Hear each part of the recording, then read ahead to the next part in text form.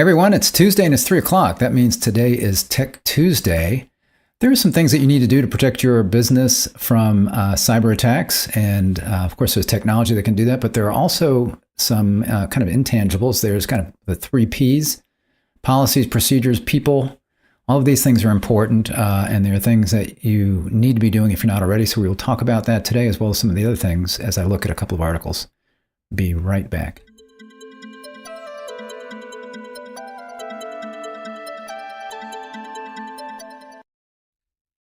And thanks for joining me again. This is Rick Uzzi today with Tech Tuesday. So I want to take a look at some articles here. This one just came out recently. This is in Lexology. It's kind of reprints of law firms and others that specialize in a lot of times telecommunications kinds of things, other kinds of law. So you see here 4 key cybersecurity threats to your business. So I wanted to go through these, and then there's a couple of other things I want to look at. Something recently that has cropped up where there are multiple, ransomware. They're attacking multiple times at the same time to make things worse.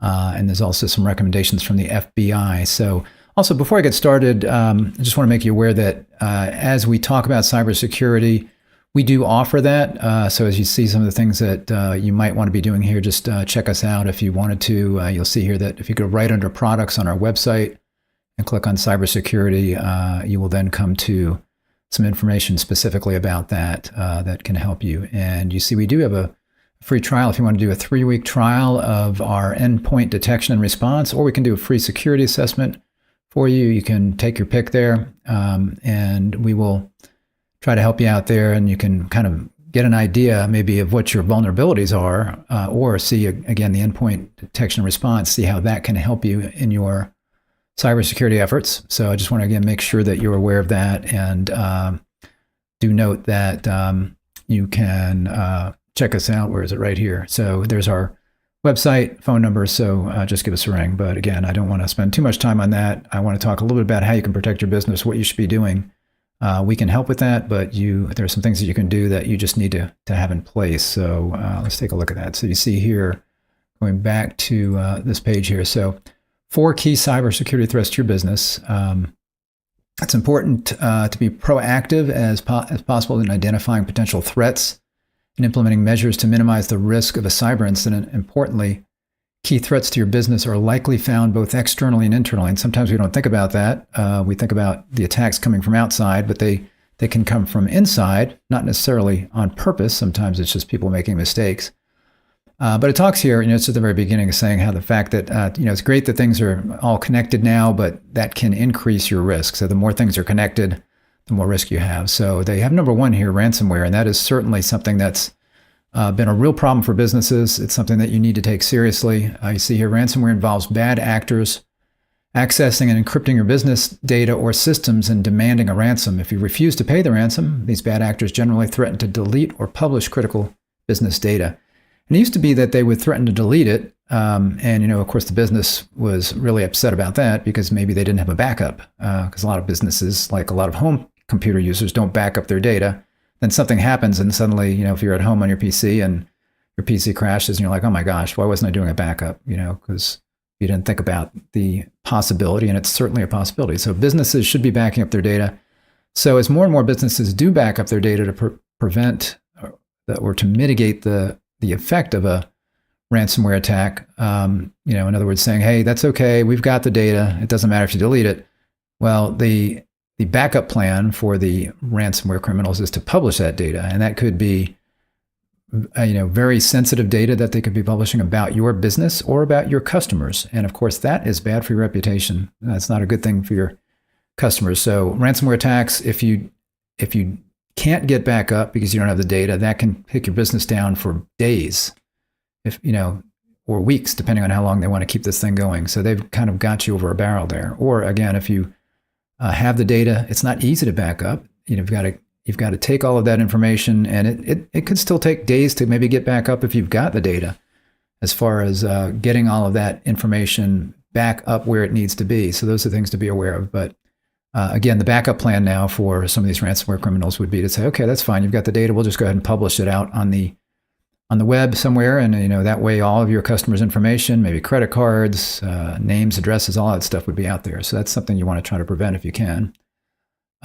Mentions here you should ensure your systems have proper detection monitoring software to quickly identify and stop unauthorized access, and that is something that we can help with. We can help with all this stuff, so we can tell you what you need to do. In other words, we can tell you where your vulnerabilities are. We can tell you what policies, procedures you need to have in place, as we read about some of that stuff in here. And we can help you with the technology as far as intrusion detection, live monitoring of these threats, because it's very important to find these things out as soon as you can, because if you do, then you can actually minimize, if not eliminate, the effects of a ransomware attack, because it takes some time for somebody who's doing this to find the right information and then lock it down. And if you can see that they're there before they can do anything, you can lock them down and lock them out.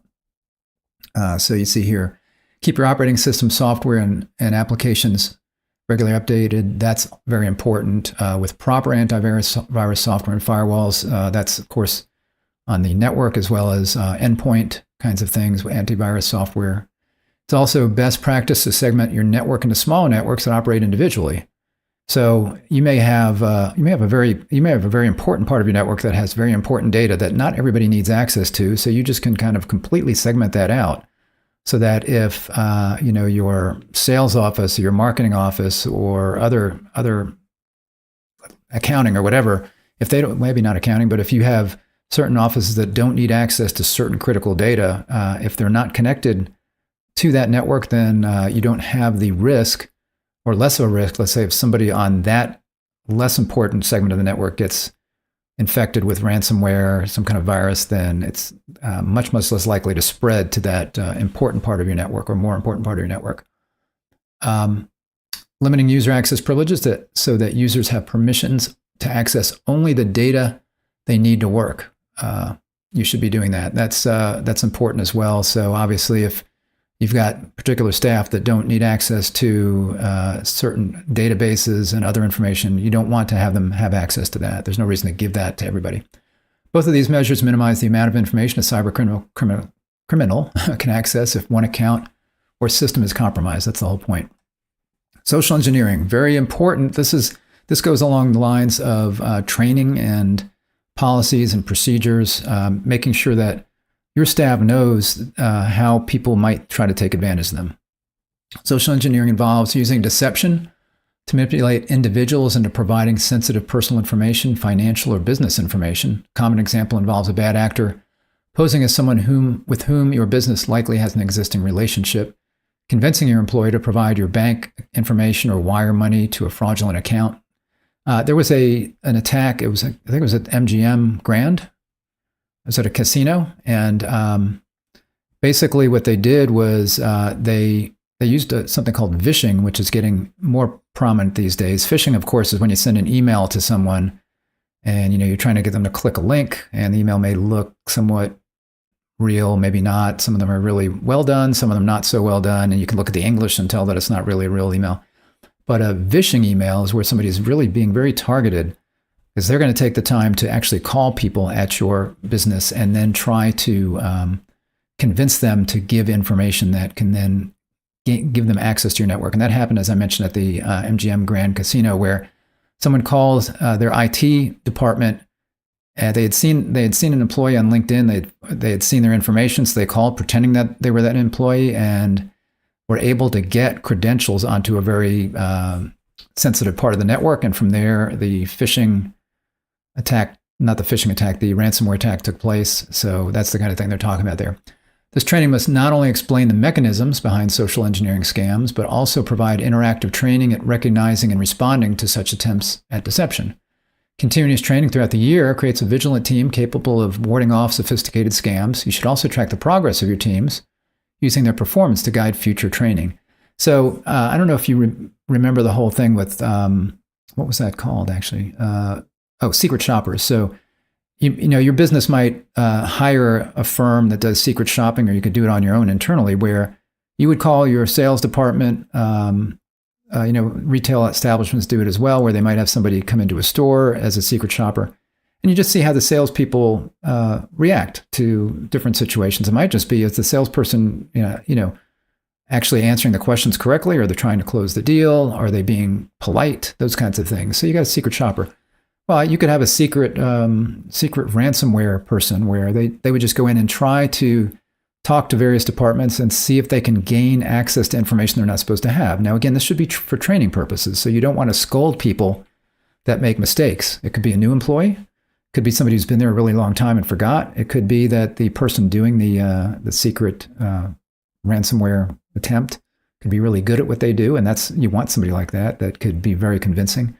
So that will show you where you have holes. So that's the kind of thing that you might want to do. In addition to training, go in there and probe around yourself, just like somebody else might. Although ransomware and social engineering represent significant external threats to your business, you should also be aware that internal threats can cause as much as sometimes more damage. Let's look at a few important internal threats. Enterprise system integration. Your business likely involves multiple systems which collect and analyze data. Sometimes these systems are entirely controlled by your business, but more often businesses rely on third-party technologies and platforms to run payroll, develop new products, and conduct market research. So this is kind of in the area of supply chain, protecting your supply chain. And if you're looking at certain federal funding like BEAD, for example, you need to have a cybersecurity plan in place. And you need to be doing all of these things that we're talking about today. And another thing that you need to be doing as part of BEAD is checking out your supply chain. So in addition to you making sure that your company is secure, you need to check with your suppliers and make sure that they're secure, these suppliers that would have access to your data. For example, another recent ransomware attack happened when there was an IT company that was doing outsourced IT for one company, and they got ransomware on their system, or somebody gained access, I should say, to their system, and then they were able to gain access to their client's system. So very important to make sure that your supply chain is also protected. If your enterprise data is unorganized, it can make it more challenging to identify vulnerabilities and unauthorized access. Relatedly, third-party technologies, while enhancing service and operations, introduce potential threats since your security is dependent on the cybersecurity measures with that third party. You need to thoroughly vet and collaborate with vendors to ensure accountability. Again, that's your supply chain. But your team must also fortify your internal systems in line with industry best practices. So the important note there is that you want your network and your employees as tight as possible as far as cybersecurity. But if there's a vector that could come in from a supply chain, like a vendor that's doing IT for you or some other system that's connected to yours, that needs to be secured as well. Insider threats. Finally, internal threats represent some of the most frequent cause of cyber incidents. These incidents can result from a variety of sources, such as a disgruntled employee, ex-colleague, or even an innocent mistake. So all three of those. It could be somebody that that you fire, and if you don't take care to make sure all their credentials are secured down and access, then they can cause problems for you. And could be that they try to do that before they leave. Maybe they're disgruntled and they're going to do things prior to you getting there. That's another reason that it's important to have intrusion detection that can maybe look for weird patterns of behavior. That's one of the things that these systems will do, is they will, unlike something that looks just at an existing pattern of a file, like, oh, we've seen this before, it looks at the behavior of certain applications and certain individuals, and if it sees something that's a little bit off, it will alert you to that, and you can get that looked into.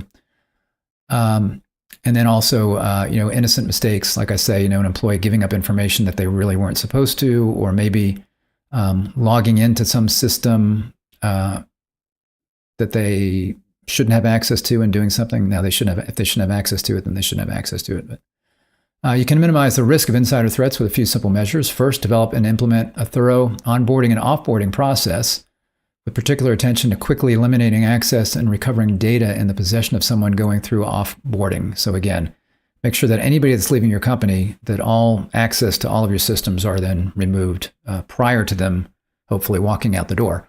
Relatedly, and that would be prior to them learning, let's say if they're leaving, if they give you 2 weeks notice, you would maybe start restricting access to things then, just things that they don't need access to during those 2 weeks. But if you are going to be terminating something, then you should be taking these kinds of steps prior to them getting the notice of that.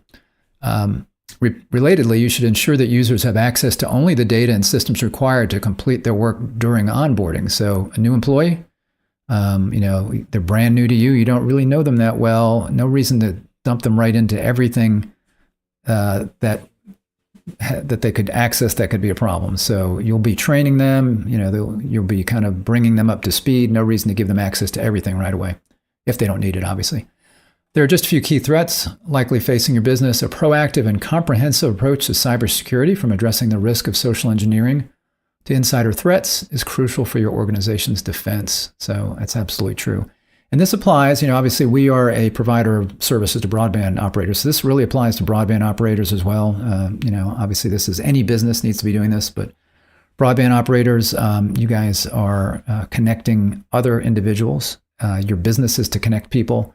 And, if your business goes down, if you go down because of a ransomware attack and people can't connect to your network, then suddenly everybody's impacted that's trying to use your service, as opposed to, a hotel chain where it's only impacting, it's still bad, obviously, where it's only impacting those people that are at the whole hotel at that time. Maybe they can't check out, those kinds of things. Something where it's your broadband business. If it goes down, it's impacting everybody that is your customer that wants to be online at that time. And that is almost everybody over a course of a couple of days, right? Also want to look at this. So this was an article back from, when was it? September. So about a month ago, September 28th. And you see here, FBI dual ransomware attack victims now get hit within 48 hours. The FBI has warned about a new trend in ransomware attacks where multiple strains are deployed on victims' networks to encrypt systems in under 2 days. The FBI's warning comes in the form of a private industry notification prompted by trends observed starting July 2023. And I'm going to look at that private industry notification here in a minute. The federal law enforcing agency explains that ransomware affiliates and operators have been observed using 2 distinct variants when targeting victim organizations. Variants used in these dual ransomware attacks include Avoslocker, Diamond, Hive, Karakurt, Lockbit, Quantum, and Royal. So those are all, and you can see here, you've got these kind of pre-built ransomware applications, basically. So you don't need to be an expert to launch these things. You just have to buy access to them. And by the way, this article, everything that I'm talking about today, I've linked to in the description of this video. So that's all down there for you to look at later. This use of dual ransomware variants resulted in a combination of data encryption, exfiltration, and financial losses from ransom payments, the FBI said. Second ransomware attacks against an already compromised system could significantly harm victim entities. So it's bad enough to have one. When you have the second one, that's bad. So you see here 48 hours between ransomware attacks. In contrast to the past, when ransomware groups typically required a minimum of 10 days to execute such attacks, now the vast majority of ransomware incidents targeting the same victim take place within a mere 48-hour time frame of each other, according to FBI's data. Coveware CEO and co-founder Bill Siegel also told Bleeping Computer, that's this article where this is posted, that double encryption has been a thing for years, with some companies facing re-extortion, as the threat actor does not provide decryptors for both ransomware attacks. So in other words, you've got 2 ransomware attacks, and they'll give you the decryption for one of them and not the other one. So you pay for one, and then you got to pay for the other. And let's not forget, these are criminals. So you might think that's not fair. Well, they're criminals. Of course it's not fair. There are some threat actor groups that intentionally use 2 different variants on every attack. For instance, we regularly see Medusa Locker and Globe Imposter used at the same time by the same threat actor on a single victim, Siegel said. Situations where the initial broker sells access to the network to 2 different ransomware affiliates that use different brands of ransomware. Both affiliates are then in the network, impacting machines in close time proximity to each other. So they're both in there doing things. So again, everybody's trying to make $1, and you'll have 2 different groups. You'll sell 2 different types of ransomware to 2 different groups, and that's how they make their money. Additionally, the FBI says that starting in early 2022, multiple ransomware gangs have been adding new code to their custom data theft tools, wipers, and malware to evade detection. In other incidents, malware containing data wiping functionality was configured to remain dormant on compressed systems until a predetermined time. At that point, it would execute to destroy data on target networks at periodic intervals. And this tells you that these things are morphing all the time. They're getting better and better. It's kind of like spy versus spy. cop, bad guy versus cop kind of thing, where you've got people that are implementing these changes to this ransomware stuff. So you need to be on top of that. When I say you, it could be you, or it could be that you outsource this. Like I say, you can contact us, and you want a company that's got experts that are kind of watching things 24 hours a day. And then also, as things change, as these kinds of changes take place, that are on top of that, so that you are less likely to get impacted by something. See, you're breached 3 times in 2 months. They're talking about this here. In one such attack that started last year in April, an automotive supplier was breached 3 times by Lockbit, Hive, and AlphaV Black Cat affiliates within just 2 months, according to Sophos XOps incident responders. While the victim organization was busy restoring systems encrypted with Lockbit and Hive ransomware after the first breach, an AlphaV Black Cat affiliate connected to previously compromised drives to steal data and, once again, lock files with their own encryptor. So here they were attacked, and someone else came in with that other one. To make things even worse, the incident responders discovered that some of the victims' files had been encrypted up to 5 times. Because the Hive attack started 2 hours after Lockbit, the Lockbit ransomware was still running, so both groups kept finding files without the extension signifying that they were encrypted.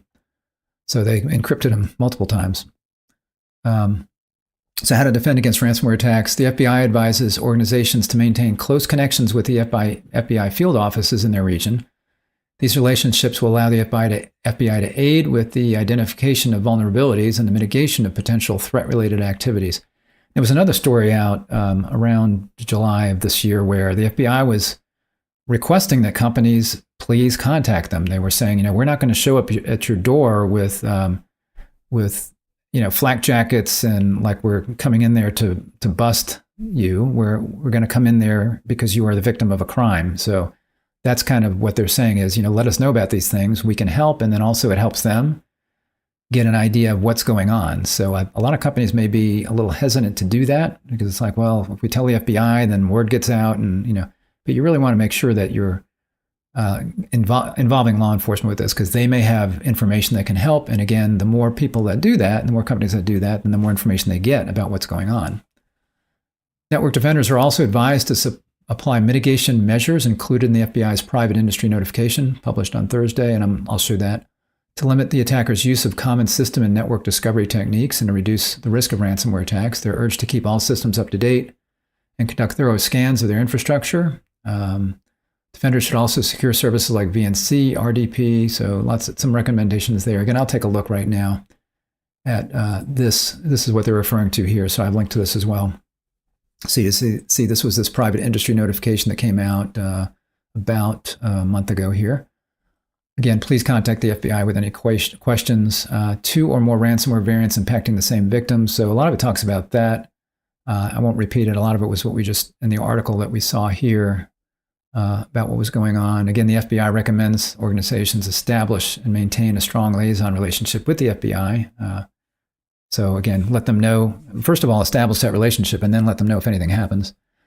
The FBI recommends network defenders apply the following mitigations to limit potential adversarial use of common systems and network discovery techniques to reduce the risk of ransomware or compromised by ransomware. First of all, here's preparing for cyber incidents. Maintain offline backups of data. We mentioned that. So while backups, again, they won't protect you from someone publishing that data, it can get your business back up and running more quickly if you have that. Again, it's not immediate. You don't just say, I got a backup and flip a switch and it happens. It takes a long time to recover what you have, but you need to have that. Ensure all backup data is encrypted and immutable and can't be changed. Ensure your backup data is not already infected. That's important, that you don't infect yourself with your backup data. Review the security posture of third-party vendors. That's that supply chain that I was talking about. You need to check that out. And those that are connected with your organization. Implement listing policies for applications and remote access that only allow systems to execute known and permitted programs. So just be aware that anything that is having remote access, that you're in control of that. Document and monitor external remote connections. So organizations should document approved solutions for remote management and maintenance and immediately investigate if an unapproved solution is installed on a workstation. So again, that's a matter of training and making sure that people can't install stuff they're not supposed to install if they're on a workstation at work. Implement a recovery plan to maintain and retain multiple copies of sensitive or proprietary data and servers in a physically separate segmented, and secure location. That is a hard drive or other storage device or the cloud. So again, you need, this is part of just in general good disaster recovery. So you need to have a way to recover everything and make sure that it's not that your recovery can't be hacked easily as well. So that could apply to a ransomware attack as well as some other disaster like a tornado or earthquake or something like that. So you need a recovery plan, and that needs to be offsite, again, physically segmented, separated.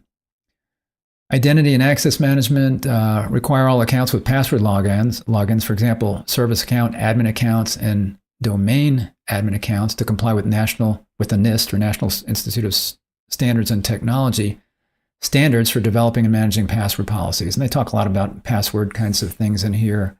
Longer passwords consisting of at least 8 characters and no more than 64 characters in length.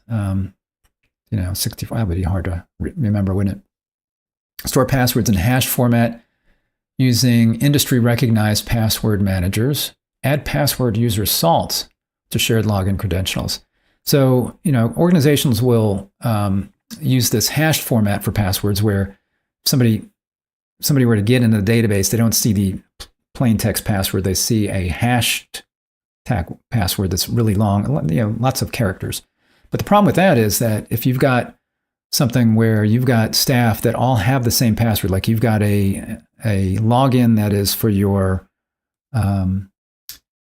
network admins that go in and they all are going to use the same login and password, well, then somebody going in there can see that those folks are using the same password. And if they can hack one hash, then they can hack all of those folks.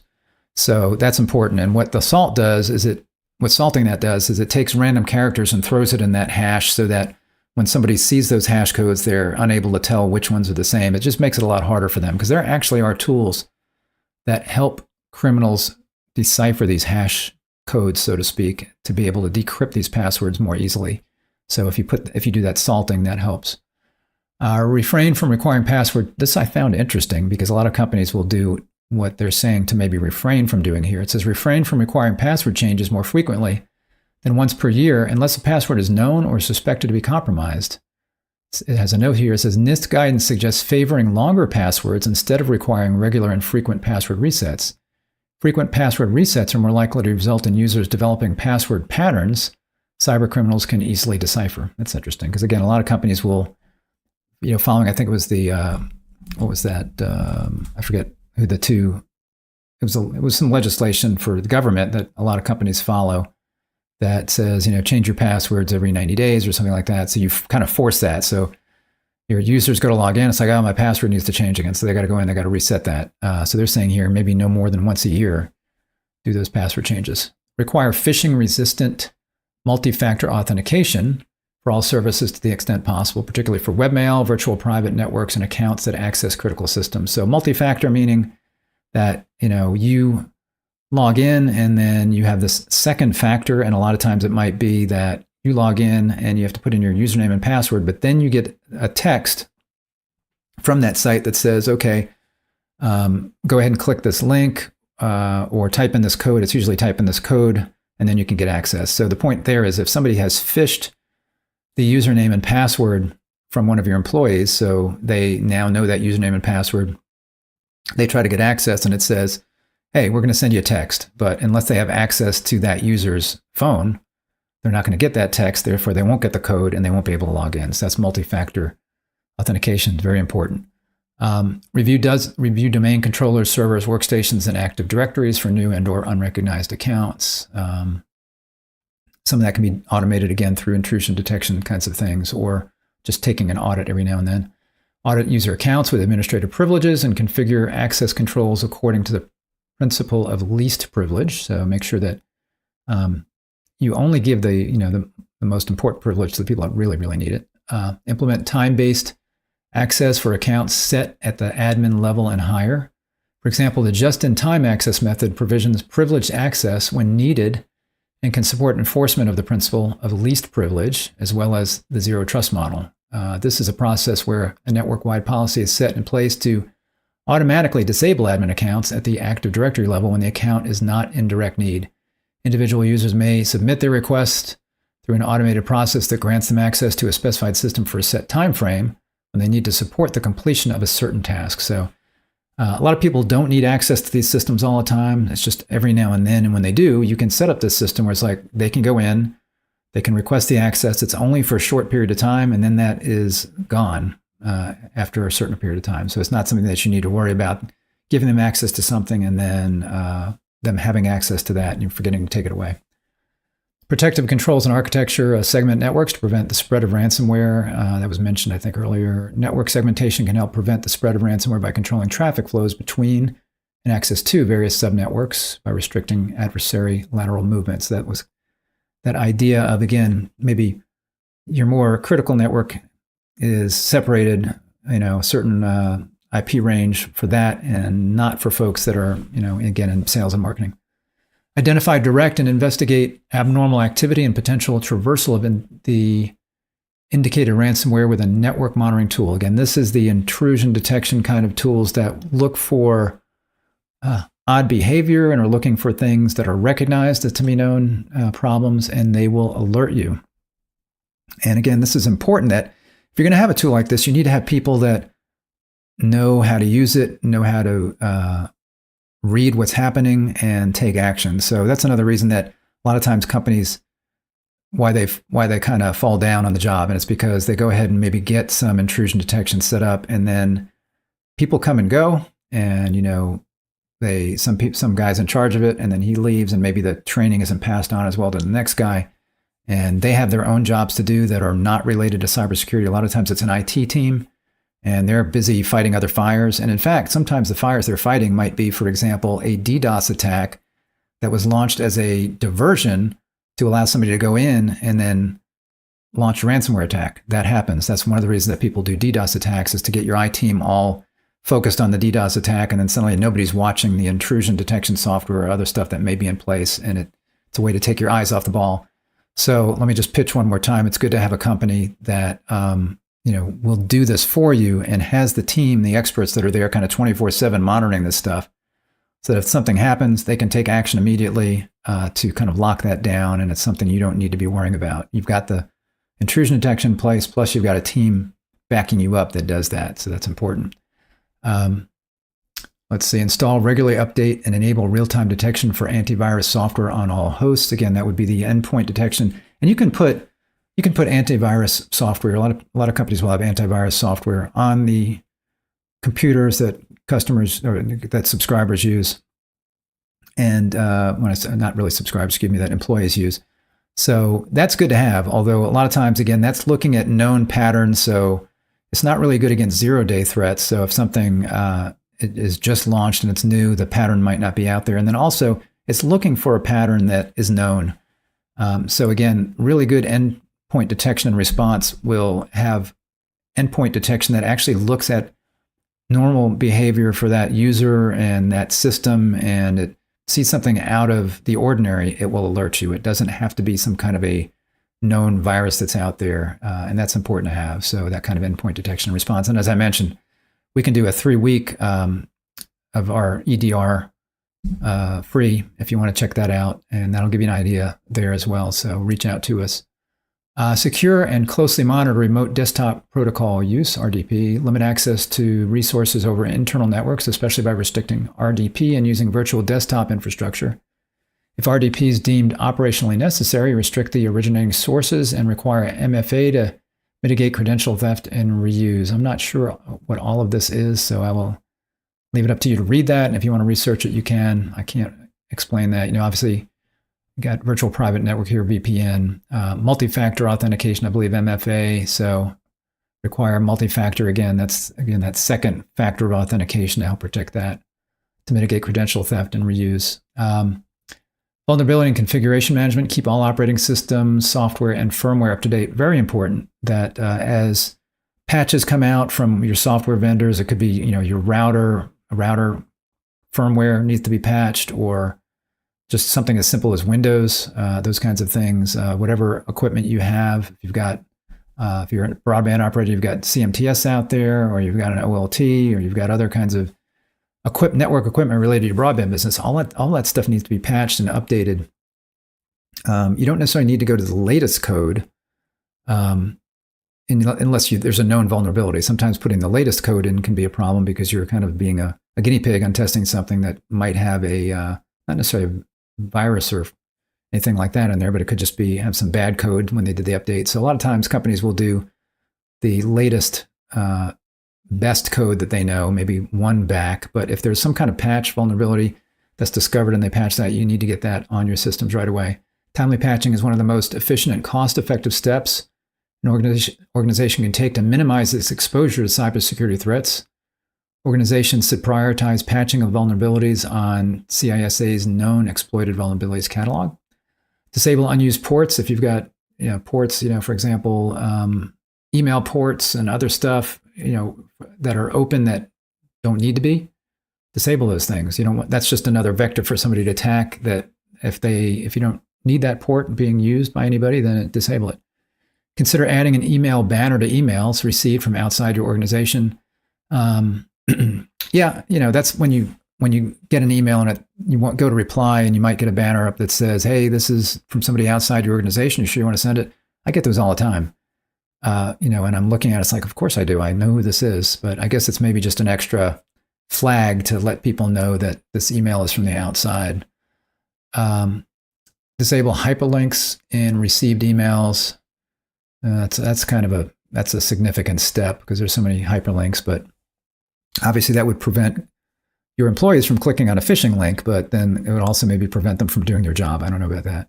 Disable command line and scripting activities and permissions. Privilege escalation and lateral movement often depend on software utilities running from the command line. If threat actors are not able to run these tools, they will have difficulty escalating privileges and or moving laterally. So that's important that you disable that and those kinds of permissions where it's not needed. Ensure devices are properly configured and that security features are enabled. That would be all the devices and, again, routers, those kinds of things. Disable ports and protocols that are not being used for business purpose. That's kind of similar to what we were just talking about, such as RDP and TCP, port 3389. Restrict server message block SMB protocol within the network to only access servers that are necessary, and remove or disable outdated versions of SMB, such as SMB version 1.